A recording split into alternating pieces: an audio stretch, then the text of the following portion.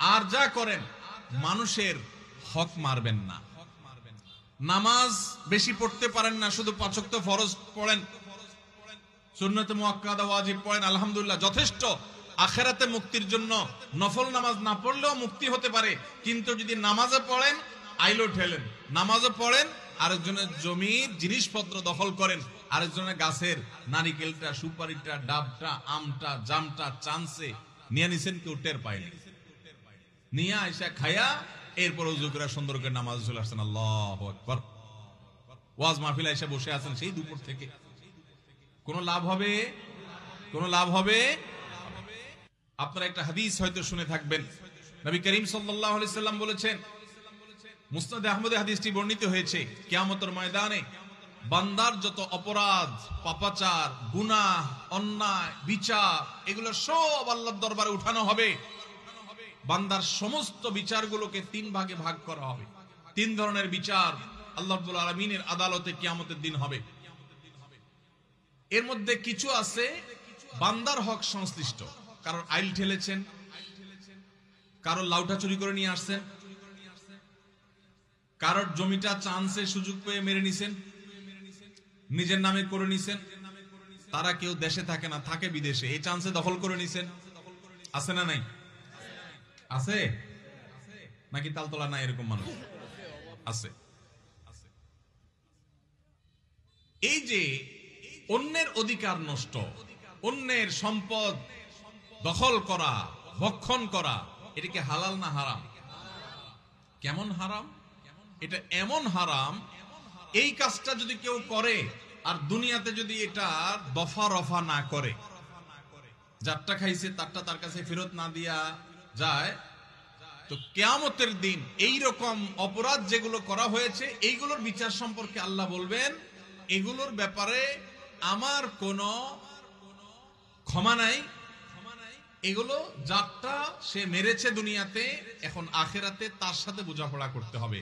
আর কিয়ামতের দিন বাপ ছেলেকে, ছেলে বাপকে ছাড়বে না, স্বামী স্ত্রী, স্ত্রী স্বামী, কেউ কাউকে ছাড়বে না। আল্লাহ বলেছেন, ইয়াউমা ইয়াফিরুল মারউ মিন আখিহি ওয়া উম্মিহি ওয়া আবিহি ওয়া সাহিবাতিহি ওয়া বানিহি। কিয়ামতের দিন সবাই লিকুল্লি মিনহুম ইয়াউমা ইদিন শা'নুই ইউগনি, লিকুল্লি ইমরিইন মিনহুম ইয়াউমা ইদিন শা'নুই ইউগনি। প্রত্যেকটা মানুষ সেদিন যার যার জান বাঁচানোর জন্য পাগল পড়া থাকবে, কেউ কাউকে, বাপ সন্তানকে, সন্তান বাপকে পরিচয় দিতে চাইবে না। ভয়াবহতা কোন পর্যায়ে গেলে এটা হবে সেটা চিন্তা করা যায়। সেই দিন ওই যে দুনিয়াতে যাদের হক মেরেছেন, কেউ বলবে না ঠিক আছে ভাই মেরেছো, ঠিক আছে মাফ করে দিই, বলবে ঠিক আছে তখন মেরেছো ভালো কথা, এখন আমি তার বিচার চাই। বিচারে কি হবে? আপনার আমল নামা সওয়াব দিয়ে দিবে। ওয়াজ মাহফিলে গেছেন, সওয়াব কামাই করছেন, আরেকজনের আইল ঠেলছেন জমির, আরেকজনের ফসল মেরে দিয়েছেন, আরেকজনের পশুটাকে চান্সে আপনি চুরি করে জবাই করে খেয়ে ফেলেছেন, আপনি কোনোভাবে আরেকজনের হক নষ্ট করেছেন, তাহলে সেক্ষেত্রে আরেকজনের গাছেরটা পেড়ে খেয়ে ফেলছেন, কেউ টের পায় নাই। এই সবগুলোর জন্য আপনার ওয়াজ মাহফিল, আপনার নফল নামাজ, আপনার কোরআন তেলাওয়াত, এমনকি আপনার হজ উমরা, আপনার দান সাদাকা, এই সওয়াবটুকু ওই পাওনাদার যারটা দুনিয়াতে মারছেন আল্লাহ তাকে দিবেন, দিয়া এবার খালি হাতে এই লোকটাকে জাহান্নামে নিক্ষেপ করা হবে। ভাইরা আমার, এই জন্য আর যা করেন মানুষের হক মারবেন না। নামাজ বেশি পড়তে পারেন না, শুধু 5 ওয়াক্ত ফরজ পড়েন, সুন্নতে মুআক্কাদা ওয়াজিব পড়েন, আলহামদুলিল্লাহ যথেষ্ট।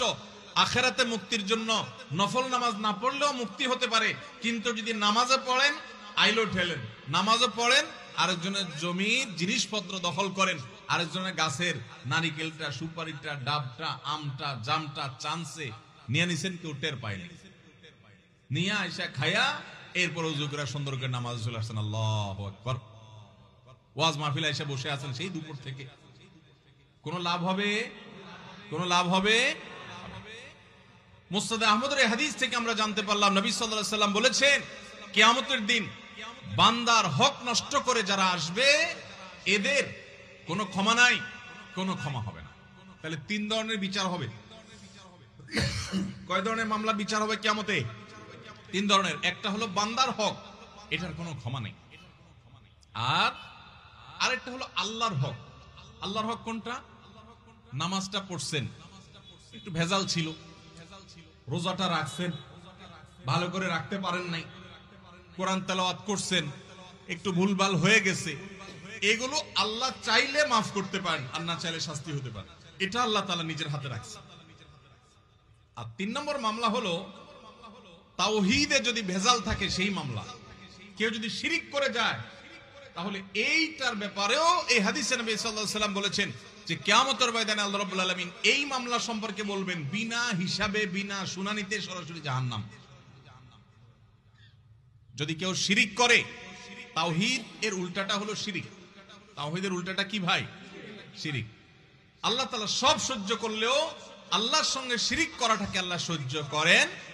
আল্লাহ কোরআনে বলেছেন ইন্নাল্লাহা লা ইয়াগফিরু আন ইউশরাকা বিহি ওয়া ইয়াগফিরু মা দুনা যালিকা লিমান ইয়াশা। আল্লাহর সঙ্গে যদি কেউ শিরিক করে আল্লাহ এইটা মাফ করবেন না।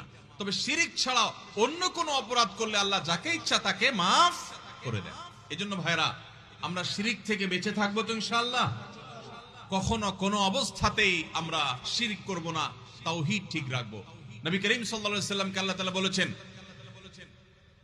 হে রাসূল ওয়ালাকাদ উহিয়া ইলাইকা ওয়া ইলাল্লাযিনা মিন ক্বাবলিক, হে রাসূল আপনার এবং আপনার আগে সমস্ত নবী রাসূলদের কাছে কমন ওহী পাঠানো হয়েছে লা ইন আশরাকতা লা ইয়াহবাতান্না আমালুক ওয়া লা তাকুনান্না মিনাল খাসিরিন। যদি আপনিও শিরকে লিপ্ত হন, নবী তো কখনো শিরকে লিপ্ত হইতে পারবেন না, হবেন না, তিনি তো মাসুম। আল্লাহ তাআলা শুধু বোঝার জন্য বলছে যে যদি শিরকে লিপ্ত হন আপনি, কথার কথা, বা কেউ যদি শিরকে লিপ্ত হয় লা ইয়াহবাতান্না আমালুক, তাহলে আপনার আমল পর্যন্ত বরবাদ হয়ে যাবে। নবীও যদি নবী শিরকে লিপ্ত হতে পারেন না, যদি শিরকে লিপ্ত হয় তাহলে আল্লাহ রাব্বুল আলামিন বলেছে আপনার আমলও বরবাদ হয়ে যাবে। যত নামাজ পড়েন, রোজা রাখেন, হজ করেন, উমরা করেন, দান করেন, সাদাকা করেন, ওয়াজ মাহফিল করেন, ওয়াজ মাহফিল শুনেন, কোরআন তেলাওয়াত করেন, সব বরবাদ হয়ে যাবে যদি আপনি শিরকে লিপ্ত হন, এবং আপনি ক্ষতিগ্রস্ত হয়ে যাবেন, আপনার কোনো লাভ হবে না, আখিরাত পুরো বরবাদ হয়ে যাবে যদি শিরিক হয়। এজন্য তাওহীদ ঠিক রাখতে হবে, শিরিক থেকে বেঁচে থাকতে হবে।